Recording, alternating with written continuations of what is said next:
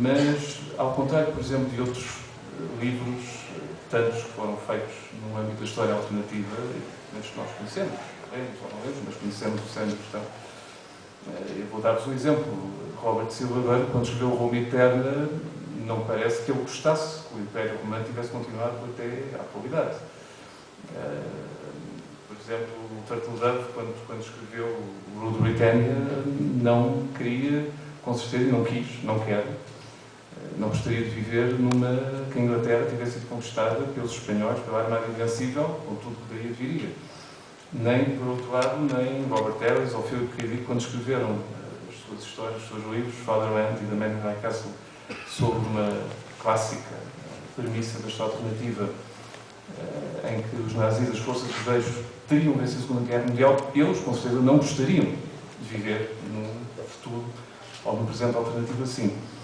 Eu, por outro lado, tenho que admitir, eu gostaria imenso de viver não só numa Lisboa ou num Portugal em que a monarquia tivesse continuado, mas aí, de certeza, eu não gostaria nada de viver em que a Lisboa que nós conhecemos, mas muito maior, muito mais desenvolvida, muito mais grandiosa, fosse a capital de um planeta e em que aí, digamos, as potencialidades do imaginário e não só seriam maiores, em que Lisboa ainda seria muito, muito mais fantástica do que já é.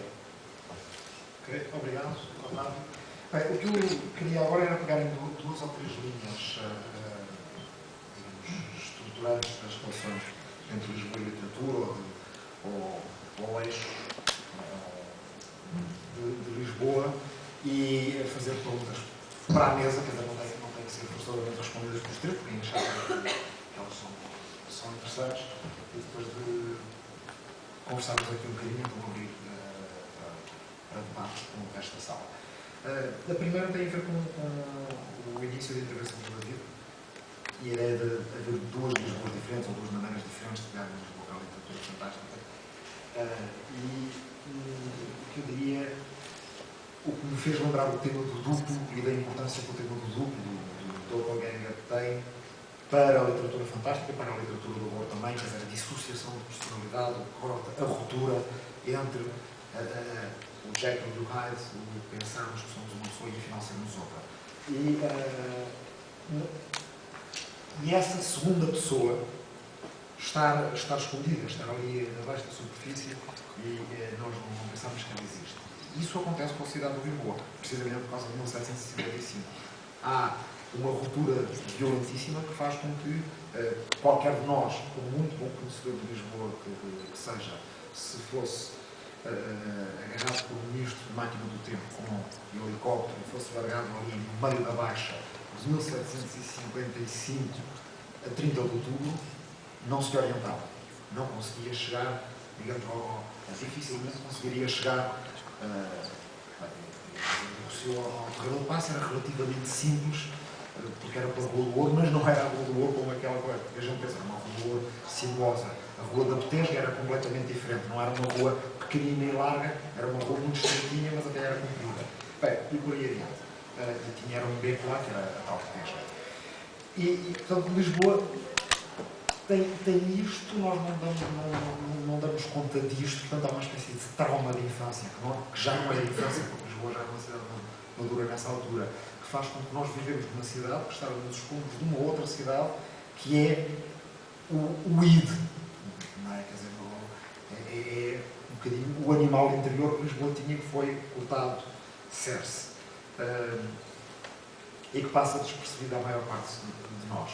Não sei se isso te motiva a dizer mais qualquer coisa, ou qualquer um de vocês que estão na mesa, essa ideia que, bem,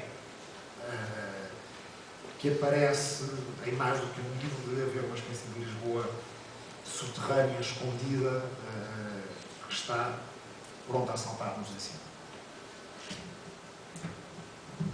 Eu posso dizer, já o disse várias vezes, noutras ocasiões, e até na internet, nos blogs, etc. A Lisboa que me interessa escrever é a Lisboa até ao terremoto. Do terremoto para a frente não me interessa.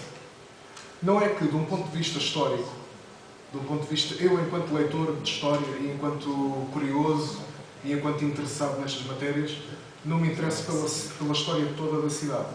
Mas enquanto autor, enquanto escritor, aquilo que me interessa abordar nos meus romances, nas minhas histórias, termina no terremoto. Não consigo dar uma razão objetiva para que isto seja assim. E acredito que essa razão não se prende com qualquer romantismo, algum atavismo, no sentido em que a Lisboa agora está desvirtuada, etc. Não passa nada por aí. Passa por eu escrever sobre assuntos e sobre temas que comunicam com mais facilidade e com mais força com o período que termina até ao terremoto. E nesse sentido é muito interessante, como o Rui referiu, explorar a Lisboa que já não existe. Com efeito, é uma tarefa muito ingrata. Porquê? Porque perdeu-se muita coisa com o terremoto de 1755. E mais, com os anteriores perdeu-se também muita coisa.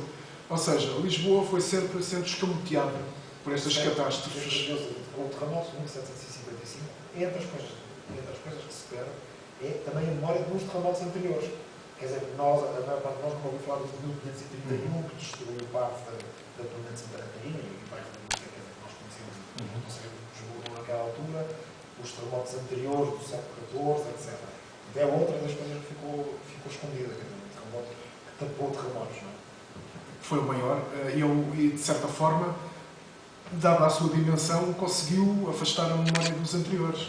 Mas interessa-me pegar nessa Lisboa oculta. Oculta em todos os sentidos. Oculta porque os temas que eu abordo nos meus romances, apesar de históricos, comunicam com o histórico através do esoterismo ocidental, das tradições herméticas, etc. E nesse sentido são ocultos porque falam do ocultismo. Mas depois há também o oculto no sentido mais literal da palavra, de algo que está escondido. E a tarefa de procurar informações da época e tentar perceber como é que as personagens de determinada época funcionavam e pensavam é, de facto, um grande desafio e é isso que me interessa escrever nos meus romances. Para este romance que aqui está, em particular, o Lisboa Triunfante, o que é que eu me propus fazer? Propus-me fazer várias coisas. A primeira foi traçar uma origem, uma história da cidade, uma história mágica da cidade, das suas origens até aos dias de hoje. E, para o efeito, fui falando de diversas épocas que, para a minha ficção, seriam importantes ser abordadas. Não é de todo um compêndio histórico em que eu vou falando das épocas mais importantes da cidade, é um compêndio ficcional na qual eu falo das épocas que, para a ficção que eu queria contar, são as mais importantes. Por exemplo, aqui eu não falo do terremoto. Falo do período joanino, mas 20 anos anterior ao terremoto. Porque me interessava falar de outras coisas desse período, não tanto sobre a catástrofe. Importava-me falar sobre outros mitos dessa época, tal como o lagarto da Banha de França, que é como até podem ver pela capa, é um arquétipo importante deste livro, e há outros arquétipos da cidade de Lisboa que comunicam com mitos ocidentais, europeus, etc. E aquilo que me dá gozo quando eu me proponho fazer estas ficções, que têm a história como substrato, a história com H grande é uma camada basilar na qual eu depois explano a minha ficção. E nos meus livros eu costumo dizer que a história com H pequeno está sempre em primeiro lugar. Ou seja, eu não fico obcecado com pormenores históricos, por exemplo. Imaginem que para um determinado ponto da história interessa-me que a personagem X, no dia 3 de fevereiro, vá a determinado lugar. Só que, de acordo com os documentos históricos, a personagem não foi nesse dia, foi no dia 4. Eu não tenho pudor nenhum em colocá-la no dia 3. Ou seja, eu não estou preso a estes pormenores históricos, não me interessa um retrato fiel, fidedigno ao facto. Interessa-me contar ficções. Mas, como eu referi há bocado na minha intervenção anterior, o fantástico, a fantasia, não pode ser uma desculpa para se escrever uma coisa qualquer. E, nesse sentido, há que conhecer bem a cidade. E, neste caso, como eu me proponho a escrever romances, eu não sei o que é que vou escrever no futuro, mas até agora a vontade que tenho é escrever sobre Lisboa até 1755. Para trás. Depois dessa data já não me interessa. Não quer dizer que daqui a uns tempos mude ideias, mas para já é isto que eu sinto. E, como tenho essa intenção, tenho a obrigação de ler e estudar sobre os períodos mais antigos e colocar-me na pele das personagens que os habitaram. Porque se é complicado para nós, às vezes, ter um esforço de imaginação e calcular como é que pensaram, por exemplo, os nossos bisavós, tem uma distância temporal muito curta em relação a nós. Quanto mais difícil é tentar imaginar como é que pensavam os indivíduos, por exemplo, da Idade Média, que têm séculos de distância.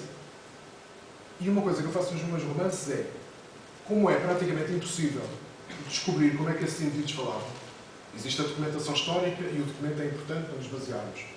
Mas, se formos, enfim, desenvolver diálogos ou formas de falar baseados nesses documentos, o livro acaba por ter um cunho muito artificial. Acaba por ser algo muito falso. Interessa muito mais perceber como é que os indivíduos pensavam e como é que eles agiam e quais eram os seus códigos morais e aquilo em que eles acreditavam, e depois os diálogos são escritos na linguagem corrente.